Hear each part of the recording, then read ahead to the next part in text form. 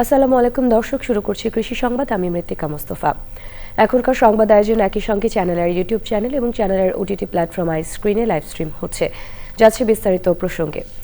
পৌষ সংক্রান্তি উপলক্ষে হবিগঞ্জে ও গাজীপুরে চলছে 3 দিনের মাছের মেলা। হবিগঞ্জের 207 বছর ধরে চলা এই মেলায় এবছর 1.5 মণ ওজনের বাঘাইর মাছটির দাম হাঁকা হচ্ছে 2.5 লাখ টাকা। গাজীপুরের কালীগঞ্জ উপজেলার বিনিরাইলেও বসেছে মাছের মেলা, স্থানীয়ভাবে যা পরিচিত জামাই মেলা নামে পরিচিত। এই মেলার মূল আকর্ষণ শ্বশুরবাড়িতে নেওয়ার জন্য জামাইদের বড় মাছ কেনার প্রতিযোগিতা। হবিগঞ্জ থেকে চৌধুরী মোহাম্মদ ফরিয়াদ ও গাজীপুর থেকে ফজলুল হক মণ্ডলের তথ্য ও ভিডিও চিত্রে আল মুকসিদের রিপোর্ট। হবিগঞ্জের পাইল গ্রামে 207 বছর ধরে চলা মাছের মেলায় প্রধান আকর্ষণ হচ্ছে ছোট বড় সব ধরনের দেশি প্রজাতির মাছ। মেলায় এবছর প্রায় 1.5 মণ ওজনের সবচেয়ে বড় বাঘা আইর মাছটি এনেছে বাহুবল উপজেলার ভেড়াখাল গ্রামের মাছ ব্যবসায়ী আব্দুল আজিজ। মাছটি তিনি কুশিয়ারা নদী থেকে ধরেছেন। মাছের দাম হাঁকাচ্ছেন 2,50,000 টাকা। উপযুক্ত দাম না পেলে মাছটি বিক্রি করবেন না বলেও জানান তিনি। ইতোমধ্যেই অনেকে মাছটির দাম 1 লাখ টাকার উপরে বলেছে। 2.5 লক্ষ টাকা দাম চাই, কেজি তো বলি 3,000 টাকা। এখন বলতে কোনো বিক্রি হয় নাই, সঠিকভাবে বলতে পারতেছি না। হবিগঞ্জ ছাড়াও মৌলভীবাজার, সিলেট, কিশোরগঞ্জ ও ব্রাহ্মণবাড়িয়া থেকে নানা বয়সী মানুষ মেলায় অংশ নিয়েছে। জেলার হাওরের মাছ ছাড়াও এই মেলায় বিভিন্ন এলাকার মাছ নিয়ে পসরা সাজান বিক্রেতারা।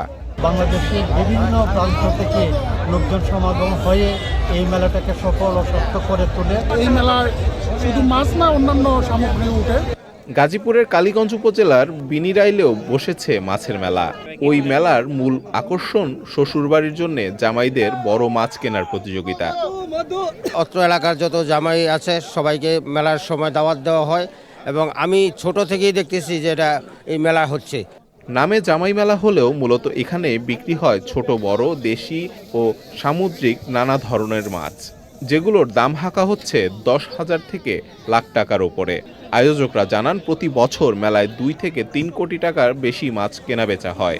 আমার বাসা জয়দেবপুর, তো কাছাকাছি, তো এই জন্য প্রতি বছরই আসা হয়। বোয়াল মাছ আনছি, কাতলা মাছ আনছি, বাইং মাছ আনছি, কাইক আনছি। মেলায় মাছ বেচা কেনা ছাড়াও রয়েছে কৃষি উপকরণ ও শাকসবজি। শিশুদের জন্য রয়েছে খেলনা, নাগরদোলা, ট্রেন সহ নানা ধরনের খেলার উপকরণ। আল মুকসিদ, চ্যানেল আই। নওগাঁর বিস্তীর্ণ সরিষা ক্ষেতে এবারই সবচেয়ে বেশি মধু আহরণের ব্যস্ততা দেখা দিয়েছে। জেলা কৃষি বিভাগের তথ্য মতে চলতি মৌসুমে সরিষার আবাদ কিছুটা কমলেও বেড়েছে মৌ চাষ। মাঠে মাঠে বসানো হয়েছে হাজার হাজার মৌ বক্স। সংগ্রহ করা মধু স্থানীয় বাজার ছাড়াও যাচ্ছে দেশের বিভিন্ন প্রান্তে। নওগাঁ প্রতিনিধি ইমরুল কায়েসের পাঠানো তথ্য ভিডিও চিত্র নিয়ে বিস্তারিত রিপোর্ট করছেন জহির মুন্না। নওগাঁ জেলা কৃষি বিভাগের তথ্য অনুযায়ী চলতি মৌসুমে জেলায় 56,800 হেক্টর জমিতে সরিষার আবাদ হয়েছে। বিস্তীর্ণ সরিষা ফুলের মাঠে মাঠে বসানো হয়েছে 6,000-এর অধিক মৌ বক্স। প্রকৃতির এই অফুরন্ত উৎস থেকে আহরণ করা হচ্ছে মধু, যা স্থানীয় বাজার ছাড়াও সরবরাহ করা হচ্ছে দেশের বিভিন্ন প্রান্তে। প্রত্যেক টানে 7 দিন পর পর 7 মণ করে মধু আমরা পাই। আমরা 400 টাকা কেজি মধু বিক্রি করি আমরা। সরিষা ক্ষেতের এই মধু থেকে এবার আশানুরূপ লাভ পাচ্ছেন মৌচাষিরা। এখান থেকে আপনারা আহরণ করতেছে, আমরা কিনতেছি, বিক্রেতারা। আপনার মূল্যটা সুস্বাদু খুবই। এই প্রযুক্তিতে মৌমাছির পরাগায়নে সরিষার ফলন বাড়ে, বৃদ্ধি পায় জমির উৎপাদনশীলতা। এতে লাভবান হচ্ছেন সরিষা আবাদী কৃষক। সরিষার এতে আসতে কিন্তু এখানে যে মৌমাছিটা হচ্ছিল এখানে ফুলে বসার পর মধু আহরণ করে এবং এতে যে পরাগায়ন ঘটায়, এর থেকে আমাদের ফলন ভালো হয়। এই মৌচাষ কার্যক্রমে নিয়মিত তদারকি করেন জেলা কৃষি বিভাগ। তো এই মধুটা যেমন মৌচাষি যারা আছে তাদেরকে লাভবান করবে, আবার সরিষা চাষি তারাও লাভবান হবে মৌ চাষের ফলে। কারণ মৌমাছি যখন সরিষা থেকে মধু আহরণ করে তখন পরাগায়ন ঘটে, আর এই পরাগায়নের ফলে সরিষার উৎপাদন বৃদ্ধি পায়। বিস্তীর্ণ সরিষা ক্ষেতে পরিকল্পিতভাবে আরও মৌবক্স স্থাপন করা গেলে এ জেলায় মধু উৎপাদন বাড়বে, সৃষ্টি হবে নতুন কর্মসংস্থান। Zahir Munna, channel I. ঠাকুরগাঁয়ে খাদ্য গুদামে অভিযান পরিচালনা করেছে দুর্নীতি দমন কমিশন দুদক। রুহিয়া খাদ্যে গুদামে দুদক সমন্বিত জেলা কার্যালয়ের একটি দল অভিযানটি পরিচালনা করে।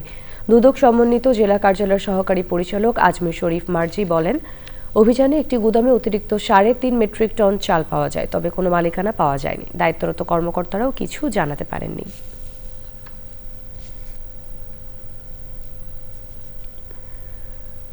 দর্শক, এই ছিল কৃষি সংবাদ। সবাইকে সঙ্গে থাকার জন্য ধন্যবাদ।